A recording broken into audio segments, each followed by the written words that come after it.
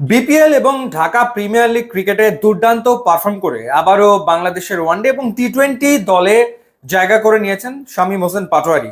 এই যে Bangladesh premier league cricket বা ডিপিএল, সেখানে তিনি মূলত পারফর্ম করেছেন অ্যাজ ব্যাটার, এবং যখন মাহমুদুল্লাহ রিয়াদ অবসরে যাওয়ার সিদ্ধান্ত নেয় হোয়াইট বল ক্রিকেট থেকে, তখন মূলত আসলে একজন ফিনিশারের খোঁজে ছিল বাংলাদেশ ক্রিকেট বোর্ড, এবং শামীম হোসেন পাটোয়ারির যে পারফরমেন্স সেই বিবেচনায় তাকেই আসলে এই রোলে নেওয়া হয়েছে।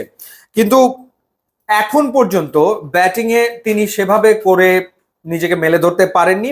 স্পেশালি যে দুটো টি-20 সিরিজ তিনি খেলেছেন, পাকিস্তানের বিপক্ষে 3টা এবং সংযুক্ত আরব আমিরাতের বিপক্ষে 3টা, এই 6 ম্যাচে তিনি আসলে ডাবল ডিজিটে পৌঁছতে পারেননি বা আহামরি কোনো পারফরমেন্স তার ছিল না। শ্রীলঙ্কার বিপক্ষে লাস্ট যে ওয়ানডেটা বাংলাদেশ খেললো, সেই ম্যাচটাতে তিনি 22 রানের একটা ইনিংস খেলেছেন, কিন্তু খুবই কার্যকর ছিল তার বোলিং। যেই বোলিং পারফরমেন্স বাংলাদেশকে জেতাতে ভূমিকা রেখেছে। 22 রান খরচায় একটা উইকেট তিনি আসলে নিয়েছেন। আমরা ঢাকা প্রিমিয়ার লিগ বা বিপিএল এ শামীম হোসেন পাটোয়ারিকে রেগুলার বল করতে দেখিনি, সেভাবে তিনি বল আসলে করেনি। ইনফ্যাক্ট তার ক্যারিয়ারের দিকে যদি আমরা তাকাই, তাহলে ওয়ানডেতে এখন পর্যন্ত তিনি উইকেট নিয়েছেন ওই একটাই, শ্রীলঙ্কার বিপক্ষে। টি-20তে তার উইকেটের সংখ্যা 1, যেটা তিনি নিয়েছিলেন পাকিস্তানের বিপক্ষে। পাকিস্তানের বিপক্ষে 3টা টি-20তে ক্যাপ্টেন তাকে ব্যবহার করেছেন এবং একটা ম্যাচে তিনি 31 রানে 1 উইকেট নিয়েছিলেন। ফার্স্ট ক্লাস ক্রিকেটে তার উইকেটের সংখ্যা হচ্ছে 1, লিস্টে ক্রিকেটে 26টা উইকেট নিয়েছেন এবং টি-20তে তিনি 12টা উইকেট নিয়েছেন। সো রেগুলার বোলার তিনি না, কিন্তু গত কিছুদিন ধরে বা কয়েকদিন ধরে আমরা তাকে রেগুলার বল করতে দেখছি। ইনফ্যাক্ট পাকিস্তানের বিপক্ষে ওই টি-20 সিরিজ থেকে সবগুলো ম্যাচেই তিনি আসলে বল করছেন, এবং তার বোলিং কিন্তু বেশ ভালো হচ্ছে, কোনো সন্দেহ এ ব্যাপারে নাই। যদিও ব্যাটিংটাই তার মূল কাজ হবে, তিনি মূলত ব্যাটিং অলরাউন্ডার হবেন যদি ব্যাটিং এর পাশাপাশি বোলিংটা করেন।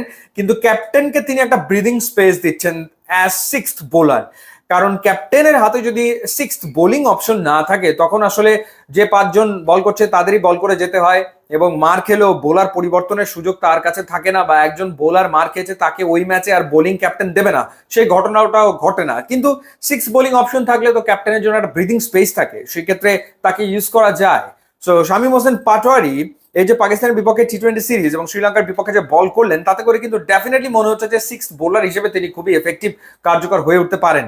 ব্যাটিং এ হয়তো ন্যাশনাল টিমে এখনো ক্লিক করেননি, বাট আমরা ঢাকা প্রিমিয়ার লিগে বা বিপিএল এ তার যে ব্যাটিং দেখেছি, সেটা যদি তিনি জাতীয় দলের জার্সিতে করতে পারেন, তাহলে তো কথাই আসলে নেই। এবং আরেকটা ব্যাপার হচ্ছে, এই বোলিংটা তার ব্যাটিংটাকেও হেল্প করবে বলে আমার মনে হয়, কারণ ফিনিশারের রোলে যে থাকে, সে তো খুব বেশি আসলে ব্যাট করার সুযোগ পায় না, স্পেশালি টি-20তে বা ওয়ানডেতে।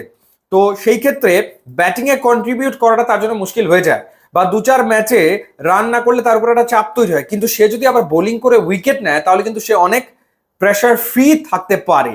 তো সেই ক্ষেত্রে শামীমের এই বোলিংটা শামীমের ব্যাটিংয়েও প্রভাব ফেলতে পারে আগামী দিনে।